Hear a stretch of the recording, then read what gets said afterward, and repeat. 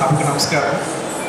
ఈరోజు మన పల్నాడు జిల్లాలో మనకి చిలకలూరుపేట మండలంలో మద్రాల గ్రామంలో ఉన్న మన జిల్లా నవోదయ పాఠశాల ఇన్స్టిట్యూషన్. సో దీంట్లో మనకి ఈరోజు జరుగుతున్న యాన్యువల్ డేకి ఇక్కడికి నన్ను ఆహ్వానించిన మన ప్రిన్సిపల్ గారు, అలాగే వారి సిబ్బంది, టీచర్స్, ముఖ్యంగా ఇక్కడ చదువుతున్న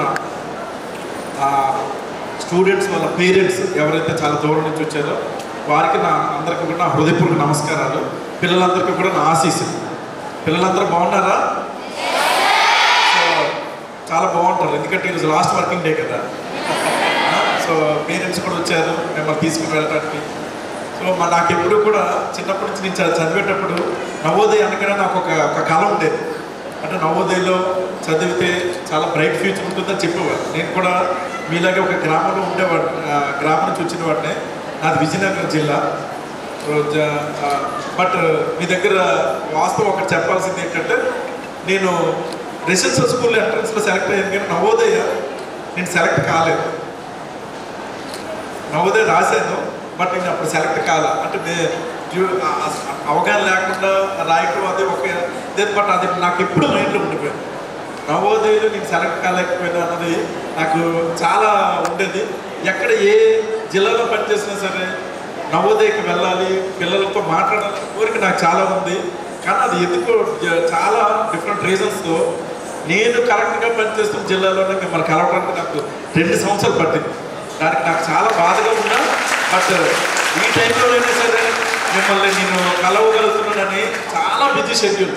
యాక్చువల్గా ఎలక్షన్స్లో కలెక్టర్ గారు ఆ ఎలక్షన్ వర్క్ తప్ప వేరే వర్క్ ఏది చేయకూడదు, అంటే అంత బిజీగా ఉంది. కానీ కేవలం నవోదయలో చదువుతున్న పిల్లలు మిమ్మల్ని కలవడం కోసమే నేను అంత రిస్క్ తీసుకుంటాను.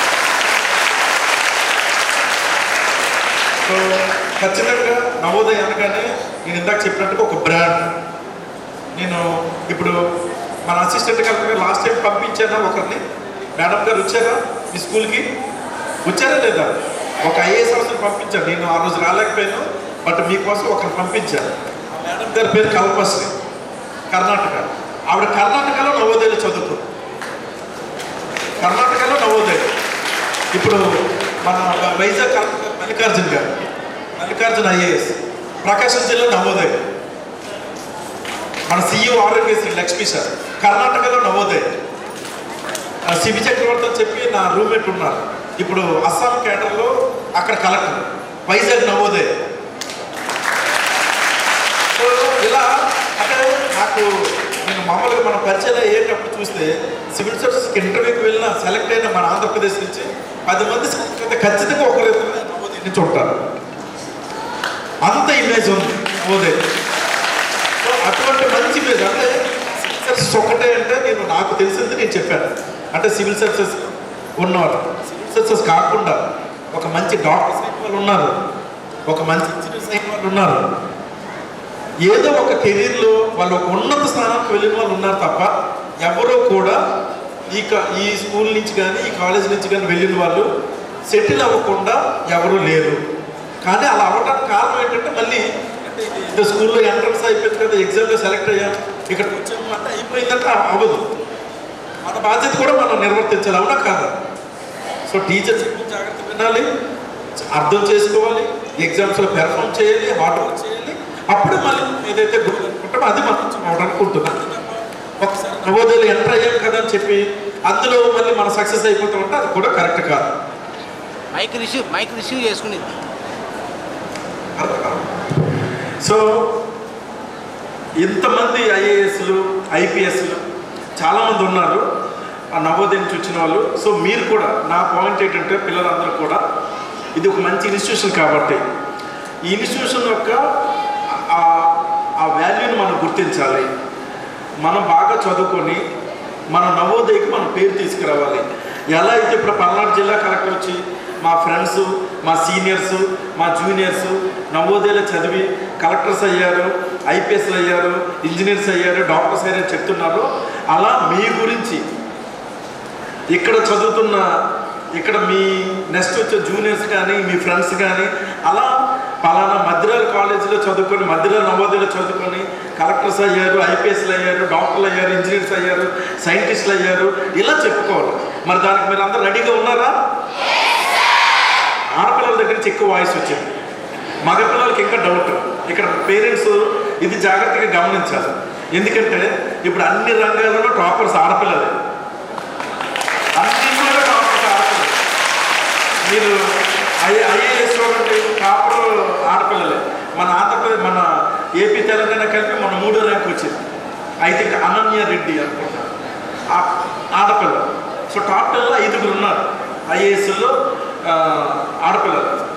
అంటే ఇక్కడ కారణం ఎవరు టాప్ అవుతారు, ఎవరికైతే క్రమశిక్షణ ఉంటుందో, ఎవరికైతే ఒక డెడికేషన్ ఉంటుందో, ఎవరికైతే ఒక కమిట్మెంట్ ఉంటుందో, ఎవరికైతే సమయపాలన టైం మేనేజ్మెంట్ ఉంటుందో వాళ్ళు సక్సెస్ అవుతారు.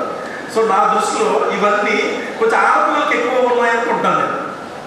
అందువల్ల అన్ని రంగాల్లో కూడా ఆడపిల్లలు బాగా సక్సెస్ అవుతున్నారు. బట్ ఈ విషయంలో మన దగ్గర గొప్పగా ఫీల్ అవ్వక్కర్లేదు.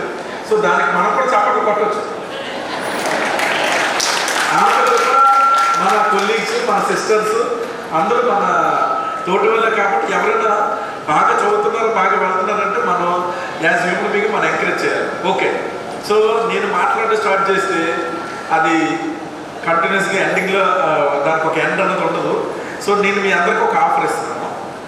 ఏంటంటే ఆడపిల్లల్లో ఒక 2, మగపిల్లల్లో ఒక 2 వాళ్ళ డయస్ మీదకి వచ్చి మీరు నన్ను ఏదైనా అడగదలుచుకుంటే మీరు అడగవచ్చు.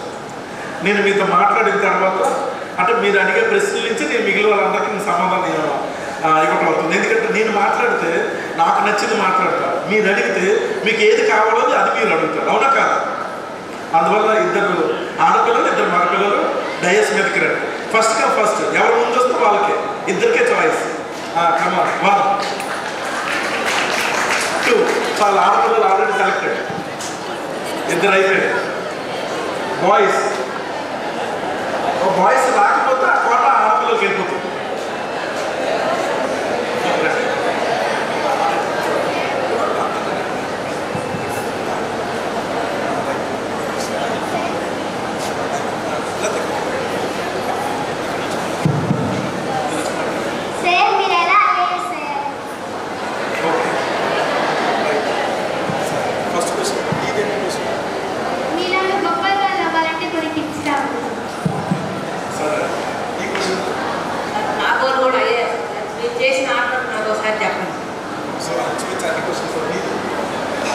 లైఫ్లో ఎలా సక్సెస్ అవ్వాలి?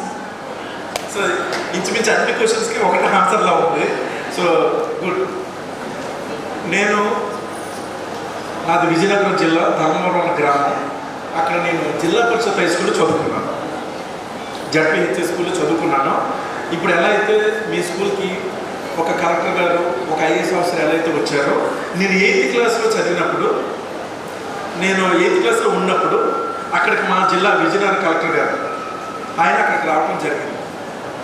వచ్చినప్పుడు నేను ఫస్ట్ టైం కలెక్టర్ గారిని చూడటం, అప్పుడు ఈ కలెక్టర్ ఎలా అవ్వాలి, ఐఏఎస్ అంటే ఏంటన్నది నాకు కొంత అంచనాగా ఒక చిన్న విషయం తెలిసిందన్నమాట. ఫస్ట్ టైం ఆయన చూసినప్పుడు ఒక కారు ఉంటుంది, వెనకాల ఇంతమంది అటెండర్స్ ఉంటారు. సో ఇదంతా చూసి నాకు ఏదో ఒక కళ్ళకి కాస్త చాలా నచ్చింది అనమాట. ఇదంతా కూడా చాలా బాగుందని అనిపించింది. అప్పుడు ఆ రోజు అప్పుడు స్కూల్ యాన్యువల్ డే మీకు కూడా కాంపిటీషన్స్ పెట్టుంటారు కదా, ఆ రోజు నాకు కూడా కాంపిటీషన్ పెట్టారు. ఎస్ఏలో నేను సెకండ్ వచ్చాను అనమాట. ఆ టాపిక్ కూడా నాకు గుర్తుంది, సమాజం మీద సినిమా ప్రభావం, అది టాపిక్. దాని మీద నేను రాశాను. నేను ఒకవైపు నెగిటివ్గా రాసుకుంటూ వెళ్ళాను. మా ఫ్రెండ్ చంద్రశేఖర్ అని చెప్పి బ్యాలెన్సర్గా రాశాడు. సో తనకు ఫస్ట్ వచ్చింది, నాకు సెకండ్ వచ్చింది. ఆ సెకండ్ వచ్చినప్పుడు నేను వెళ్ళి కలెక్టర్ గారి చేతుల మీదుగా అవార్డు తీసుకున్నాను.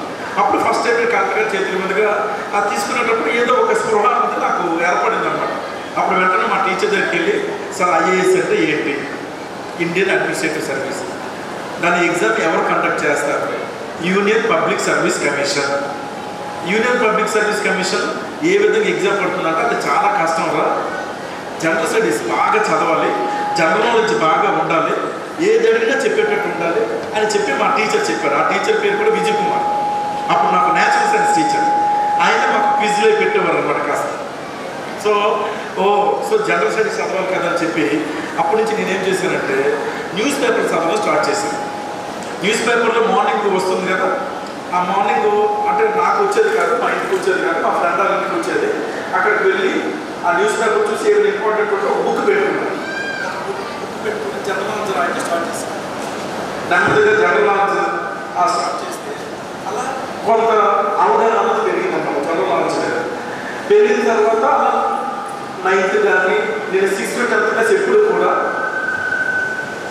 స్కూల్ టాప్ 3లో ఉండేవాడిని. క్విజ్ మాత్రం ఎప్పుడు స్కూల్ ఫస్ట్, క్విజ్ ఎప్పుడు స్కూల్ ఫస్ట్. సో అంటే క్విజ్ పట్ల కారణం ఏంటంటే నాకు జనరల్ స్టడీస్ అంటే ఇంట్రెస్ట్. అంటే ఉదాహరణకి నేను 8th క్లాస్లో ఉండేటప్పుడే కనీసం 100 కంట్రీస్ క్యాపిటల్స్ చెప్పేవాడు. ఒక 100 కంట్రీస్ క్యాపిటల్స్. సో ఒక వరల్డ్ ఫస్ట్ ఏంటి, హైయెస్ట్ ఏంటి, స్మాలెస్ట్ ఏంటి, లాంగెస్ట్ ఏంటి, ఇవన్నీ కూడా ఒక చాలా క్వశ్చన్స్ అన్నీ కూడా నేను అప్పుడే తెలుసుకోవడం వల్ల మా టీచర్స్ కూడా ఏం చేసేవారంటే క్విజ్లో నన్ను ఇంటర్మీడియట్ డిగ్రీ వరకు కూర్చోబెట్టేవారు. వాళ్ళతో కూర్చోబెట్టి క్విజ్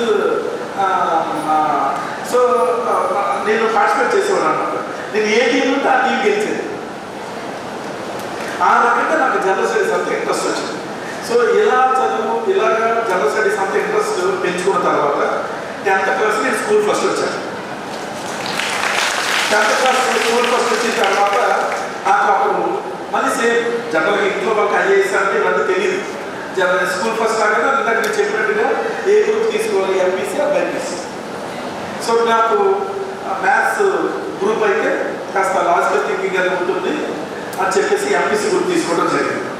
ఎంపీసీ కూడా 93% వచ్చింది, మంచి ర్యాంక్ వచ్చింది ఎంసెట్లో. తర్వాత నేను MIT Surathkal, national institute of technology సూరత్కల్లో మెకానికల్ ఇంజనీరింగ్ చేశాను. మెకానికల్ ఇంజనీరింగ్ చేసిన తర్వాత ఫైనల్ ఇయర్లో వాట్ ఈస్ అవర్ గోల్ అన్నమాట, ఏం చేయాలి. కొంతమంది అమెరికన్ అనుకున్నారు, కొంతమంది ఎంఎస్ చేయాలనుకున్నారు, కొంతమంది ఎంబీఏ పెట్టుకున్నారు టార్గెట్. సో నాకు ఉన్నది ఏంటి, ఏదో జాబ్ చేయాలి అంటే నాకు అమెరికా వెళ్ళాలని నాకు ఎప్పుడు లేదు, ఆ కోరిక లేదు. అంటే అది అంత ఉండకూడదు కాదు, నేను పెరిగిన వాతావరణం వల్ల మేబీ నేను చదువుకున్న దీనివల్ల నాకు మన ఇండియాలోనే ఉండాలి, మన దగ్గర ఒక మంచి పోస్టు, ఒక మంచిగా ఉండాలని నాకు ఆలోచన ఉండేది. సో మేము మన ఆంధ్రప్రదేశ్ నుంచి మొత్తం 8 మంది ఉన్నారు మా ఇంజనీరింగ్. 8 మందిలో 7 అమెరికా వెళ్ళిపోయారు, 7 అమెరికాలో ఉన్నారు. సో నేను ఒక్కడే, నాకు చిన్నప్పుడు మళ్ళీ ఆ కోరిక ఉండిపోయింది కదా ఐఏఎస్ అని. ఐఏఎస్ నేను చాలా పర్సనల్గా తీసుకున్నాను అనమాట. నేను చిన్నప్పుడు ఐఏఎస్ అంటే ఐఎం శివశంకర్ రాసుకునేవాడు. ఐఏఎస్కి అర్థం అంటే మా టీచర్ అనేవాడు, ఐఎం శివశంకర్ రాయకూడదంటే ఫ్యూచర్లో కొడతాం సార్ అనేవాడు. సో మళ్ళీ ఇంజనీరింగ్ అయిపోయిన తర్వాత ఈ ఐఏఎస్ ఎప్పుడైతే వచ్చిందో అప్పుడు okay it is a calculated risk. ఎందుకంటే ఇంజనీరింగ్ చేసిన తర్వాత కంప్లీట్గా ఇంజనీరింగ్ వదిలేసి మళ్ళీ సివిల్ సర్వీసెస్ ప్రిపేర్ అవ్వాలి. మళ్ళీ మనం చెప్పిన పిల్లల కూర్చొని చదవాలి, మళ్ళీ 6th క్లాస్ పుస్తకం నుంచి మళ్ళీ స్టార్ట్ చేయాలి, ఎన్సెట్ బుక్స్ ఇవన్నీ చదవాలి. సో ఇవన్నీ రిస్క్ అన్నీ అంచనా వేశారు. అంచనా వేసిన తర్వాత ఓకే మనం గోల్ పెట్టుకునేటప్పుడు రిస్క్ మనకి తప్పదు. అప్పుడు నేను సివిల్ సర్వీసెస్ అన్నది నేను స్టార్ట్ చేశాను. ఈ సివిల్ సర్వీసెస్ అన్నది స్టార్ట్ చేసేటప్పుడు నేను తీసుకున్న ఆప్షన్స్ ఏంటంటే జాగ్రఫీ, తెలుగు లిటరేచర్. ఏమేమి తీసుకున్నాను? Geography, Telugu literature. ఇది మనకు తెలియాలి. సివిల్ సర్వీసెస్ అంటే అందరూ తెలియకపోతే అదేదో బ్రహ్మాండం, ఏదో చాలా పెద్దది అనుకుంటారు. కానీ 30 సబ్జెక్టుల్లో ఏదైనా 2 సబ్జెక్టులు ఎంచుకొని రాయొచ్చు. ఆ జాగ్రఫీతో రాయొచ్చు, హిస్టరీతో రాయొచ్చు, political science, public administration, commerce, economy, physics, chemistry, engineering, అర్థమవుతుందా, యాంథ్రోపాలజీ, మెడిసిన్. ఇవన్నీ మనకు తెలియదు యాక్చువల్గా. అంటే మీ ఏజ్లో ఉండేటప్పుడు మాకు తెలియదు. ఇప్పుడు ఇంటర్నెట్ కానీ టీవీలు ఇలా మన ప్రిన్సిపల్స్ ఏదంటే వాళ్ళు కెరీర్ ప్రోగ్రామ్స్ అని చెప్పి ఇప్పుడు తెలుస్తుంది. మొబైల్ ఫోన్ వచ్చాక, ఇంటర్నెట్ వచ్చాక how to become civil services అనుకుంటే మీకు బోర్డు వస్తాయి, ఇంటర్వ్యూ క్వశ్చన్స్ కూడా వస్తాయి. ఇప్పుడైతే అంటే ఎటువంటి క్వశ్చన్స్ అడుగుతారు కూడా మీకు తెలుస్తాయి. బట్ మా టైంలో ఇంక లేదు. సో అలా నేను జాగ్రఫీ తెలియకుండా చేయించుకున్నాను. చేయించుకున్న తర్వాత ఫస్ట్ రాశాను, ప్రిలిమ్స్ అవ్వలేదు. సో వెంటనే ఎక్కడ నా మిస్టేక్ జరిగింది అన్నది నేను తెలుసుకున్నాను. ఓకే నేను చదువుతున్నాను కానీ దాన్ని ఇంటర్ప్రిట్ చేయడం, ఆ ఎగ్జామ్లో నేను కరెక్ట్గా అటెంప్ట్ చేయలేకపోయినా అనుకుని మళ్ళీ ఇంకొకసారి రాశాను. మళ్ళీ చదివి రాస్తే సెకండ్ అటెంప్ట్లో ప్రిలిమ్స్ అయిపోయింది, మెయిన్స్ అయిపోయింది, ఇంటర్వ్యూ కూడా వచ్చేసింది. సో అప్పుడు అనిపించింది ఓకే నేను కంఫర్ట్గా ఉన్నాను, ఇంకొంచెం కష్టపడితే అయిపోతుందని చెప్పి నేను అనుకున్నాను. అయితే ఈసారి రిటర్న్ చాలా టాప్లో వచ్చాను. రిటర్న్ చాలా ఆల్మోస్ట్ లైక్ టాప్లో వచ్చింది, కానీ ఇంటర్వ్యూ మాత్రం డిజాస్టర్. ఇంటర్వ్యూ నేను అనుకున్నంతగా నేను కన్ఫర్మ్ చేయలేకపోయాను. సో మే 3 రిజల్ట్ వచ్చింది, మే 4 రిజల్ట్ వచ్చింది, మళ్ళీ మే 10 తారీఖున మళ్ళీ ఎగ్జామ్ రాయాలి. ఎన్ని రోజులు ఉంది గ్యాప్? మే 4 రిజల్ట్ వచ్చింది, మే 10 మళ్ళీ పరీక్ష రాయాలి. 6 days. 6 days అంటే మళ్ళీ ఈ ఫెయిల్యూర్ని అర్థం చేసుకోవాలి. అరే నేను ఇక్కడ ఆ ర్యాంక్ రాలేదు అని చెప్పి నేను మళ్ళీ ప్రిలిమ్స్ రాయాలి. సివిల్ సర్వీసెస్లో ఒక ప్రాబ్లం ఏంటంటే ఒకసారి ప్రిలిమ్స్ రాసి మెయిన్స్ వెళ్ళినా, మెయిన్స్ రాసి ఇంటర్వ్యూకి వెళ్ళినా, ఏ స్థాయిలో ఫెయిల్ అయినా సరే మళ్ళీ ప్రిలిమ్స్ నుంచి రాయాలి, మళ్ళీ కూర్చోవాల్సిందే. సో మళ్ళీ కూర్చోడం. ఈ లోపు నాకు ఏం జరిగిందంటే ఈ నాలెడ్జ్తో స్టేట్ సర్వీస్ ఎగ్జామ్ రాయడం స్టార్ట్ చేశాను. స్టేట్ సర్వీస్ ఎగ్జామ్ రాస్తే నాకు 2 ఉద్యోగాలు వచ్చేసాయి. ఒకటి assistant commissioner tax officer, 2 MPDO మండల పరిషత్ డెవలప్మెంట్ ఆఫీసర్. ఈ 2 ఉద్యోగాలు వచ్చాయి. ఈ 2 ఉద్యోగాలు వచ్చిన తర్వాత పిల్లల పేరెంట్స్ ఎందుకు మనం ఇబ్బంది పెట్టాలి, మనకి ఎలాగో జాబ్ వచ్చింది కాబట్టి వాళ్ళకి టెన్షన్ ఉంటుంది. మనం ఏజ్ పెరుగుతున్న కొలది మనం ఒకసారి ఫెయిల్ అవుతున్న కొలది ఇంట్లో వాళ్ళు కొంచెం టెన్షన్ పడతారు. కొడుకు ఏమైపోతున్నాడు ఏంటో, లేకపోతే సెటిల్ అవుతాడో లేదో అని సరే భయం ఉంటుంది. అవునా కాదు? సో వాళ్ళకి భయం మనం పోగొట్టాలంటే ఒక పెద్ద గోల్ పెట్టుకున్నా మధ్యలో చిన్న చిన్న ఏమైనా వచ్చాయనుకోండి, అది ముందు జాయిన్ అయిపోతుంది. అవి ముందు వచ్చి జాయిన్ అయిపోతే మనకి కాన్ఫిడెన్స్ పెరుగుతుంది, పేరెంట్స్ కూడా భయం ఉంటుంది. ఓకే ముందు వీడికి ఉద్యోగం ఉంది, మన మీద వీడు ఆధారపడడం అన్నది ఉంటుంది. సో వెంటనే assistant commissioner tax officer join అయిపోయారు. ఎంపీడీఓ ఎందుకు జాయిన్ అవ్వలేదంటే ఎంపీడీఓ ఇంకా పెద్ద ఉద్యోగం, కానీ ఎంపీడీఓలో చదువుకోవడం కాదు, ఎంపీడీఓలో పొలిటికల్ ఇన్ఫ్లుయెన్స్ ఉంటుంది. సో మళ్ళీ ఒక్కసారి దీంట్లోకి వెళితే మళ్ళీ బయటపడలేదని చెప్పి కాస్త ఎగ్జిక్యూటివ్ లుక్ ఉంటుందని చెప్పి అసిస్టెంట్ కమిషనర్ ట్యాక్స్ ఆఫీసర్ ఉద్యోగంలో జాయిన్ అయిపోయారు. సో జాయిన్ అయిపోతూ మళ్ళీ అటెంప్ట్ ఇచ్చారు. ఈసారి మళ్ళీ ఇంటర్వ్యూ వచ్చేసారు. ఇంటర్వ్యూ ఈసారి బాగా చేశారు, రిటర్న్ మాత్రం బోర్డర్లో వెళ్ళారు. 3వసారి మళ్ళీ ఈ లక్కీకి ఇప్పుడు ఏమైనా జాబ్ ఉంది కాబట్టి ఇంట్లో వాళ్ళు కూడా మనం అడగడం మానేశారు. వీడేదో కష్టపడుతున్నాడు, వీడేదో వీడి ప్రయత్నం వీడు చేస్తున్నాడని చెప్పి ఇంట్లో పేరెంట్స్ కూడా అడగడం మానేశారు. సో ఇక్కడ 4th అటెంప్ట్, లాస్ట్ అటెంప్ట్లో మళ్ళీ కష్టపడి కూర్చున్నాడు. ఈసారి ప్రిలిమ్స్ అయిపోయింది, మెయిన్స్ అయిపోయింది, ఇంటర్వ్యూ కూడా సూపర్గా అయిపోయింది. అన్ని టాప్లో వచ్చి డైరెక్ట్ ఐఏఎస్ వచ్చేసింది. ఐఏఎస్ రావడంతో పాటు నేను ఏదైతే చిన్నప్పటి నుంచి కలగన్నానో ఆంధ్రప్రదేశ్లో రావాలి, మనం ప్రజలకు సర్వీస్ చేయాలనుకున్నామా, ఆంధ్రప్రదేశ్ వచ్చేసింది. సో అంటే నాకేమనిపించిందంటే అప్పుడు ఓకే మన ప్రయత్నానికి, మన ఆలోచనకి మనం నిజాయితీగా కానీ హార్డ్ వర్క్ చేస్తే అది ఏ కేజీలైనా కావచ్చు, ఐఏఎస్ అంటే కాదు. నేను ఐఏఎస్ ఎంచుకున్నాను, ఇంకొకరు ఒక కార్డియాలజిస్ట్ అవ్వాలనుకుంటారు, ఒక మంచి బిజినెస్ మ్యాన్ అవ్వాలనుకుంటారు, ఒక మంచి సాఫ్ట్వేర్ ఇంజనీర్ అవ్వాలనుకుంటారు, ఒకరు ఇస్రోలో సైంటిస్ట్ అవ్వాలనుకుంటారు, ఒక మంచి జర్నలిస్ట్ అవ్వాలనుకుంటారు, ఒక మంచి డాక్టర్ అవ్వాలనుకుంటారు. అవునా కాదు? సో ఎవరి కెరీర్, ఎవరి గోల్ వాళ్ళకుంటుంది. సో ఈ గోల్ మనం ఏదైతే ఎంచుకుంటామో ఆ గోల్ ఎంచుకునే క్రమంలో మనం కానీ నిజాయితీగా హార్డ్ వర్క్ చేస్తే ఖచ్చితంగా మనం ఏదైతే అనుకుంటామో అది అయిపోతుంది, అది వచ్చేస్తుంది, మన దగ్గరికి వస్తుంది, మనం ఎలా కావాలంటే. సో దీనికన్నింటినీ కూడా ఫైనల్గా ఇందులో మనం నేర్చుకోవాల్సింది ఏంటంటే పేషెన్స్, ఫెయిల్యూర్ని కూడా తట్టుకుని నిలబడే వ్యక్తిత్వం. ఏదో ఒక్కసారికి అయిపోయింది కదా అని చెప్పి నేను నాతో పాటు ఇంటర్వ్యూకి వెళ్ళిన వాళ్ళు వేరే ఉద్యోగం వస్తే ఆ ఉద్యోగంలో సెటిల్ అయిపోయారు. They start enjoying in that job. వాళ్ళకి నాకు డిఫరెన్స్ ఏంటంటే నేను అది ఎంజాయ్ చేయాలి. నేను ఏమనుకున్నానంటే అది నాకు ఒక ఊతం, ఒక వెన్నుదనం. సో నాకు అది ఒక సపోర్ట్ అని అనుకున్నాను అంతే. అంతేకాని ఆ ఉద్యోగంలో ఒక 6 నెలలు జాబ్ చేసి శాలరీని సేవ్ చేసుకొని మళ్ళీ 6 నెలలు హైదరాబాద్ వెళ్ళి చదువుకున్నాను. నేను దాన్ని సపోర్ట్గా తీసుకున్నాను. కానీ చాలా మంది ఏం చేశారు, ఒక మంచి ఉద్యోగం వచ్చింది కదా, ఒక 25,000-30,000 శాలరీ వచ్చింది కదా అని చెప్పి దాంట్లో సరిపడిపోయారు. ఇప్పుడు చూస్తే వాళ్ళు డెప్యూటీ అసిస్టెంట్ కమిషనర్ ట్యాక్స్ ఆఫీసర్గా ఉన్నారు. కానీ నేను కొంచెం ప్రయత్నం చేసి దాన్ని తట్టుకొని నిలబడి మళ్ళీ హార్డ్ వర్క్ చేసి రావడం వల్ల నేను ఐఏఎస్ అయ్యి ఒకేసారి 10 స్టెప్స్ జంప్ అయ్యాను. సో ఇలా జరిగిందన్నమాట నా ప్రయాణం.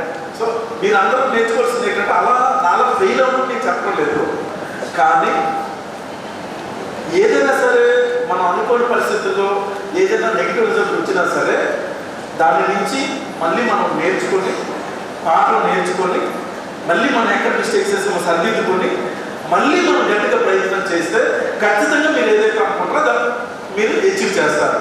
అది నేను మీ అందరికీ కూడా చెప్పవచ్చు. ఓకేనా? ఇప్పుడు చాలా మంది కాల్పస్టి మేడం ఉన్నారు. కాల్పస్టి మేడం మూడు సార్లు వచ్చింది ఐఏఎస్. కొంతమంది ఫస్ట్ అటెంప్ట్లోనే వస్తుంది. మనం ఎవరితో కంపేర్ చేసుకోవాల్సిన అవసరం లేదు. పిల్లలందరూ కూడా గుర్తుపెట్టుకోండి, వీడికి ఇలా వచ్చింది కదా, నాకు ఇలా వచ్చింది, వీడు ఫస్ట్ అటెంప్ట్లో వచ్చేసింది, వీడు ఇమీడియట్గా రాస్తేనా ఏటీపీలో ర్యాంక్ వచ్చేసింది, లేకపోతే వీడికి మెడిసిన్ సీట్ వచ్చేసింది, ఏది అవసరం లేదు. మనం వేరే వాళ్ళతో మనం ఎప్పుడు కంపేర్ చేసుకోవాల్సిన అవసరం లేదు. ఎందుకంటే మన బలం, మన హార్డ్వర్క్ లెవెల్స్, మన ఇంటెలిజెన్స్ మనకు తెలుసు.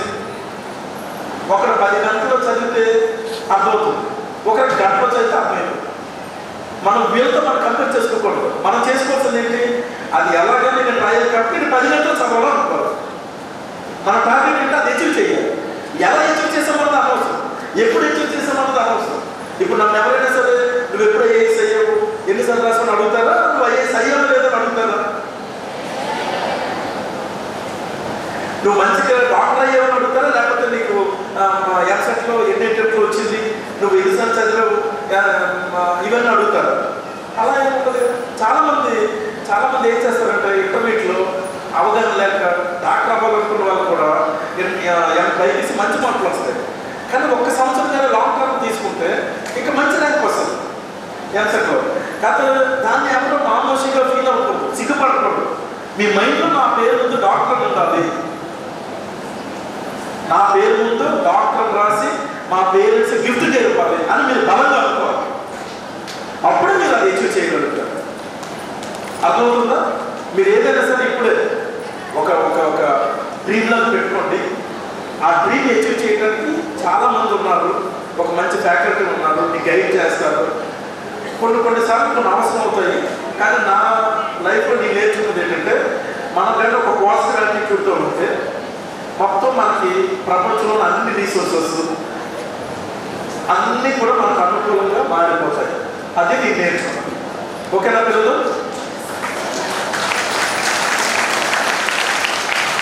రైట్. సో మీ అందరినీ కలపడం నాకు చాలా ఆనందంగా ఉంది. యాక్చువల్గా నేను డేవిడ్ కలపడం ఒక ప్రోగ్రాం పెట్టాను. ప్రతి శనివారం 600 మంది పిల్లలతో నేను ఇంటరాక్ట్ అవుతాను. మన దురదృష్టం అందరూ zilla parishad high schools, model schools, KGBV, KV, private schools అందరూ స్కూల్ నుంచి 9th క్లాస్ టాపర్స్ ఇద్దరు, 10th క్లాస్ టాపర్స్ ఇద్దరితో నేనే ఇంటరాక్ట్ అవుతాను. ఈసారి ఎక్స్క్లూజివ్గా మీ నవోదయ కోసం నేను ఒక 7 కరెక్ట్ ప్రోగ్రాం పెడతాను మీకోసం. అప్పుడు ఇలా మరుగుతో కాదు, ఐఏఎస్ అనే కాదు, నేను ఆ రోజున ఒక మంచి డాక్టర్ తీసుకొస్తాను, ఒక మంచి ఇంజనీర్ తీసుకొస్తాను, ఓకే, ఒక ఐపీఎస్ ఆఫీసర్ తీసుకొస్తాను నవోదయకి. సో ఒక 5-6 తీసుకుని వచ్చి మీ ముందు నేను తీసుకొస్తాను. సో మీకు ఏ డౌట్స్ ఉంటాయి, మీ కెరీర్ గురించి కావచ్చు, ఏదైనా సరే, మన ఊరి సమస్య కావచ్చు, మన గ్రామానికి ఏదైనా అవసరం కావచ్చు, ఏదైనా సరే ఆ రోజు ఖచ్చితంగా మీరు నన్ను అడగండి. See, I will try to do the maximum possible. Okay? Right. So, summer హాలిడేస్లో పిల్లలందరూ కూడా చాలా జాగ్రత్తగా ఉండండి. ముఖ్యంగా మగ పిల్లలకు నేను చెప్తున్నాను, ఈ కాలువలు ఉంటాయి, మనకి నాగార్జున సాగర్ కాలువ ఉంది, అక్కడ ఈత కొడతాను, ఏది కూడా పేరెంట్స్కి చెప్పకుండా బయటికి వెళ్ళొద్దు. అర్థమైందా? ఆరోగ్యం జాగ్రత్తగా ఉండాలి. సో ఆడుకునేటప్పుడు కూడా కొంచెం క్రమశిక్షణ అనేది ఉండాలి. ఎందుకంటే నేను చాలా దురదృష్టకరమైన వార్తలు వింటున్నాను. సో పేరెంట్స్ అందరూ కూడా జాగ్రత్త తీసుకోండి. సమ్మర్ అంతా చాలా జాగ్రత్తగా ఉపయోగించుకుంటూ మీ వైపు నుంచి హోంవర్క్ ఇచ్చారు. సో మీకు అందరికీ కూడా కొంచెం హోంవర్క్ ఉంటుంది. మీ ప్రిన్సిపల్ గారు చెప్తున్నారు I think some kind of project work. ఎందుకంటే ఎప్పుడైనా ఒకటే గుర్తుపెట్టున్నాను, మనం ఒక 4 రోజులుగానే కంప్లీట్గా పుస్తకం మానేసాం అనుకోండి, సడన్గా ఒక చిన్న టేబుల్ చిన్న ప్రాబ్లం కూడా మనం చెప్పలేము. అట్లీస్ట్ రోజుకి ఒక హాఫ్ అవర్ 1 అవర్ అయినా సరే పెద్ద పట్టుకోవడం, సమ్ ప్రాబ్లం చేయడం అవి చేయాలి. అది ఎప్పుడు కంటిన్యూస్గా చిన్న ఎక్సర్సైజ్ చేసుకుంటారు. అప్పుడే మళ్ళీ మీ స్కూల్లో జాయిన్ అయినప్పుడు కొత్తగా ఉండదు, లేకపోతే పెన్ కూడా ఉడుకుతుంది అనమాట రైటర్. అవునా కాదా? సో ఇందులో సుడోకు ఎంతమంది చేస్తారు? Sudoku very good. ఓకే, పద వినోదం ఇంగ్లీష్ క్రాస్ వర్డ్ కానీ తెలుగు క్రాస్ వర్డ్ కానీ ఎంతమంది చేస్తారు? ఇంగ్లీష్ ఎంతమంది చేస్తారు? English. Okay, Telugu very good. ఇవన్నీ పెంచుతూ ఉంటాయి. వీటితో పాటు పజిల్ చేయడం. యూట్యూబ్లో మీకు క్విజ్ ఉంటుంది, క్విజ్ ఫర్ స్టూడెంట్స్. మీరు ఏ క్లాస్ అయితే ఆ క్లాస్. Very good.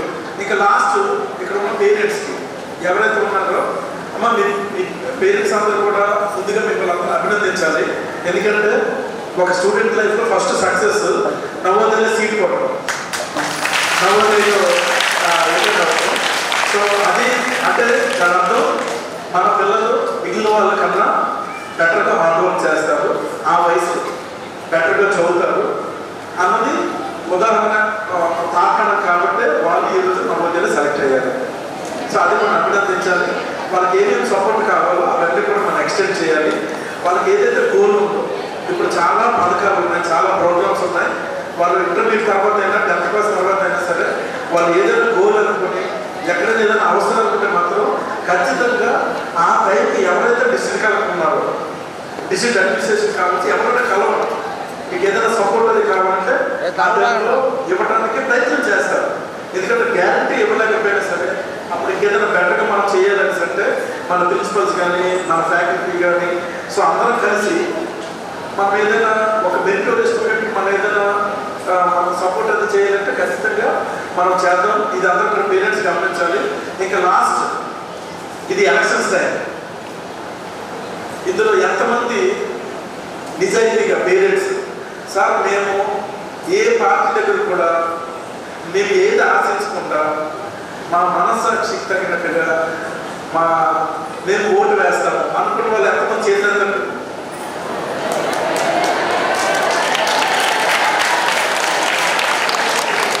నిజమే.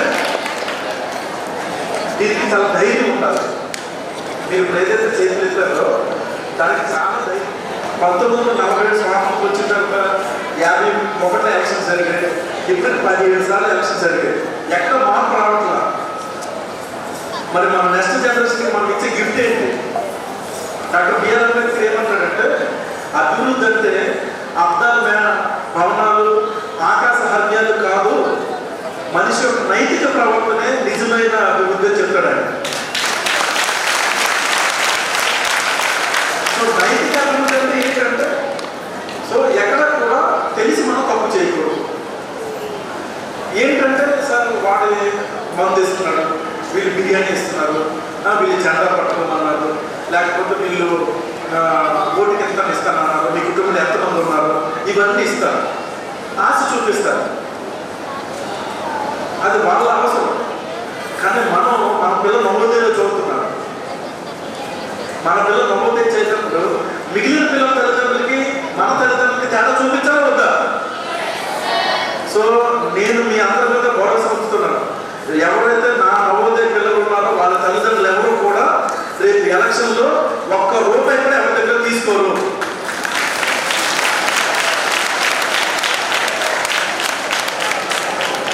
ఐ థింక్ మా ఫ్యాకల్టీ చెప్పడం గొప్పట్ల నవోదయ ఫ్యాకల్టీ. ఓకే, సో అంటే మనతో మార్పు స్టార్ట్ అవ్వాలి. ఎవరి నుంచి ఏం చేయరు. అట్లీస్ట్ ఒకరిని మిమ్మల్ని చూసి మీ పొరిగింటి వాళ్ళు అదే ఈవిడ వీళ్ళందరూ ఎంత నిజాయితీగా ఉన్నారు, ఎవరు వచ్చినా చాలా చక్కగా సమాధానం చెప్పి వెనక్కి పంపిస్తున్నారు అని అనుకోవాలి పక్క వాళ్ళు. అంటే మన ప్రవర్తన ఈ ఇరుగు పొరుగు వాళ్ళు, మన కుటుంబంలో సభ్యులు, మన బంధువులు మన నుంచి నేర్చుకునేటట్టు రాబోయే ఎలక్షన్స్కి వీళ్ళు పౌరులుగా ఉంది, వీళ్ళు అదే